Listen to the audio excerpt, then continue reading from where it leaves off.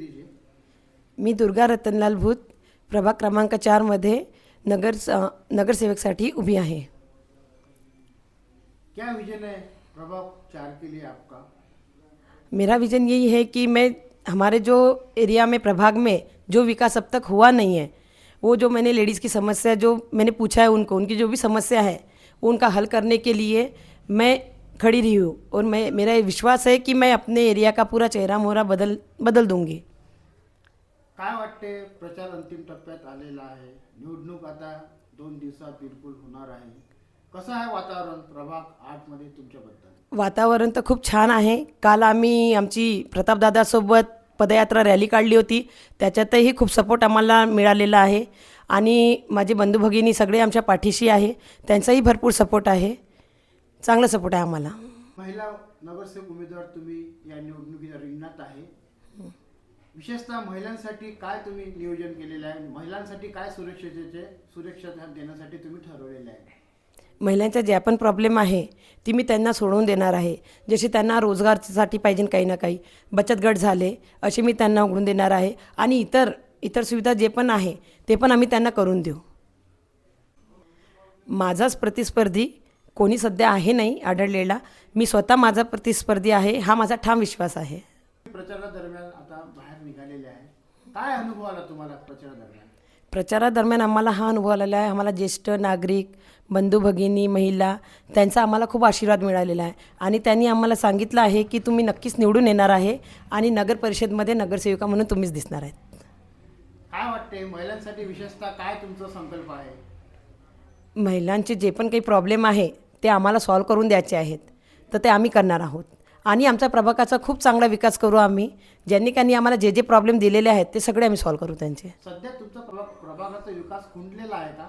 हां, खुंडलेला आहे। नाल्या रस्ते हापशीचे प्रॉब्लेम निघालेले आहेत, ते आम्हाला त्यांना करून द्यायचे आहे आणि तसेच आम्हाला प्रतापदादांनी वादा दिलेला आहे, ते पण आम्हाला साथ देणार आम्हाला, म्हणून आम्हाला विजयी व्हावं। आणि माझ्या प्रभागामध्ये फिरल्यानंतर जनतेने मला जे काही मला समस्या सांगितलेल्या आहेत आणि जनतेने मला जर भरपूर ओटाने मला जर निवडून दिलं तर मी नाही का त्यांच्या समस्या नक्की हल करून देऊ आणि निवारण करून देऊ समस्याचे।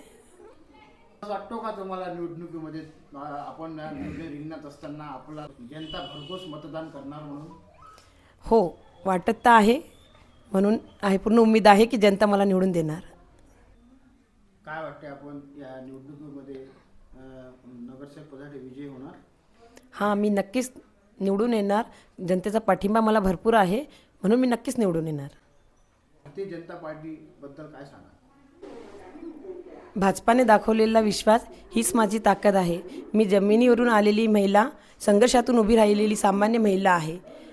मेहनत, प्रामाणिकपणा आणि लोकांशी जुळलेले नाते हेच माझी खरी भांडवल आहे। प्रथम तुम्ही आमच्या दर्शकांना तुमचा परिचय द्या। मी ॲडव्होकेट विशाल प्रमोदराव भोयर प्रभाग 4 अ गटातून नगरपरिषद निवडणुकीमध्ये रिंगणात उभा आहे। माझा फर्स्ट टाईम आहे आणि मी सर्वात तरुण उमेदवार सध्या रिंगणात उभा आहे। म्हणजे नेमकं का उभं राहू वाटून झालं असं? काय असं तुम्हाला काय तुमचा मानस आहे? मी वयाच्या 7 वर्षाचा असताना माझे वडील म्हणजे आम्हाला सोडून गेले, तो एक दुःखद प्रसंग होता आमच्यासाठी। त्यानंतर जे मी संघर्ष केला आणि आमच्या आईनं जो आम्हाला साथ दिला, त्यातून आम्ही जे एक सर्व उभं केलेलं होतं हे सर्व, तर आम्हाला ह्या सर्व गोष्टींची जाणीव आहे की गरिबी काय असते, त्याची झळ काय असते याची पूर्णपणे आम्हाला जाणीव आहे। आणि नंतर मी वकिली करताना मला वकिलीतून सुद्धा जाणवलं की फक्त वकिली करताना वकिली करूनच नाही तर सामाजिकदृष्ट्या प्रश्नसुद्धा लोकांनी सोडवले पाहिजे।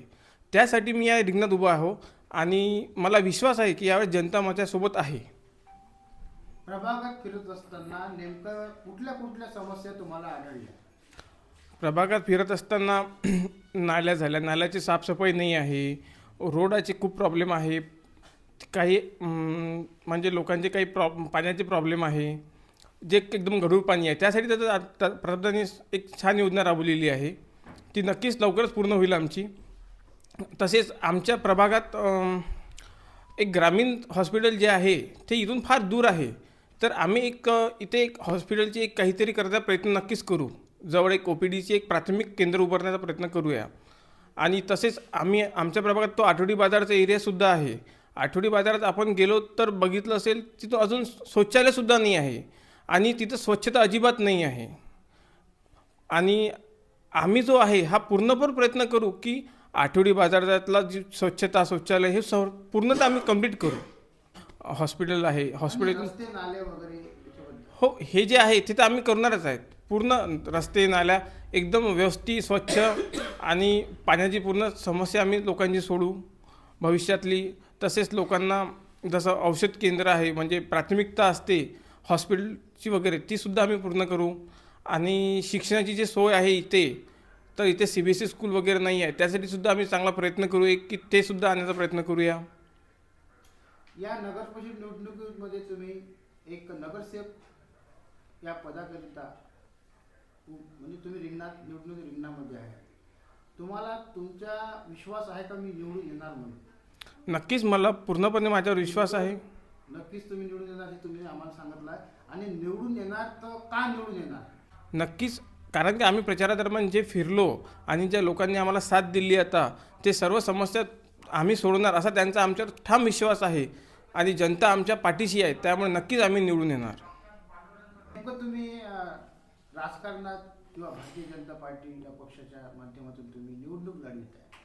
नेमकं तुम्ही राजकीय क्षेत्रामध्ये तुमची आवड कशी निर्माण झाली आणि का तुम्ही आवड निर्माण केली?